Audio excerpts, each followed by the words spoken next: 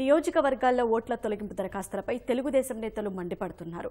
ఒంగోలు నియోజకవర్గంలో 40,000 ఓట్లు ఫారం 7తో వైకాపా నాయకులు తొలగించే కుట్ర చేశారని ఎమ్మెల్యే దామచల జనార్దన్ జిల్లా కలెక్టర్కు ఫిర్యాదు చేశారు.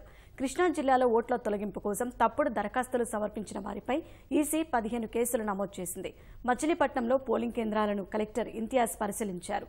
ఓట్ల తొలగింపుపై తెలుగుదేశం ఆయనకు ఫిర్యాదు చేసింది. బాధ్యులపై చర్యలు తీసుకోవాలని కలెక్టర్ ఆదేశించారు. వైకాపా నేతలే ఓట్ల తొలగింపునకు తెరలేపారని పెనమలూరు ఎమ్మెల్యే బోడే ప్రసాద్ ఆగ్రహం వ్యక్తం చేశారు. కడప జిల్లాలో ఫారం 7 దరఖాస్తులు ఒకే ఐపీ అడ్రస్ నుంచి వచ్చాయని అధికారులు ధృవీకరించారు.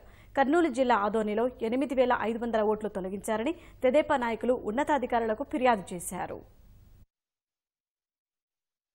ఈరోజు ఒక్కొక్కరు వైఎస్ఆర్ పార్టీ వాళ్ళు ఆ డివిజన్లో ఉండే వాళ్ళ నాయకుల చేత ఎక్కడైతే ఉన్నారో తెలుగుదేశం వాళ్ళు గట్టిగా ఉండే వాళ్ళని ఈరోజు 40-50 ఓట్లు ఫామ్ 7లు ఒక వ్యక్తి చేత పెట్టడం ఇవన్నీ చేస్తూ ఉన్నారు. బిఎల్ఓస్ కూడా ఎక్కువ పర్సెంట్ కరెక్ట్గా లేరు. వాళ్ళు కూడా ఏదంటే అది మాల్ ప్రాక్టీస్ చేసే పరిస్థితుల్లో బిఎల్ఓస్ ఉన్నారని చెప్పేసి కూడా వాళ్ళకు కూడా ఈరోజు కలెక్టర్ గారికి చెప్పాం.